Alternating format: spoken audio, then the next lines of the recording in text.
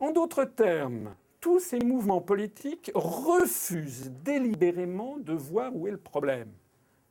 Et dans le meilleur des cas, vous avez quelques mouvements politiques qui, c'est le 6e point, c'est ce que j'appelle le renversement de la chaîne de causalité.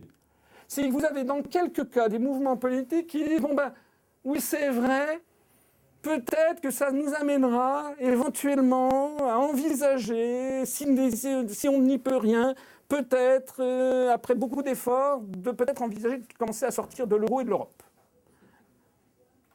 Et alors après ça, vous avez ces mouvements qui disent, vous voyez, on dit comme nous aussi on dit qu'on sort de l'Europe. Ben, non, pas du tout. Parce qu'ils ne prennent pas du tout, nous, c'est notre engagement numéro 1, c'est le seul que nous prenons vis-à-vis des Français. Nous proposons aux Français, une fois qu'un gouvernement à majorité UPR serait arrivé au pouvoir, la première chose qui sera faite, c'est d'annoncer aux partenaires européens que les Français ont décidé de sortir de l'Union européenne et de reprendre leur souveraineté politique et monétaire en sortant également de l'euro.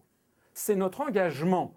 On peut ne pas être d'accord, mais c'est notre engagement, c'est ce qu'on dit, nous.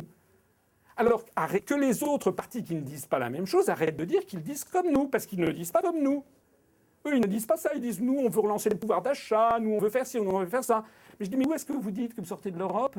Ah ben oui, mais c'est évident. Non, ça n'a rien d'évident. Il faut que les choses soient claires et nettes. Je l'ai dit, c'était le premier point.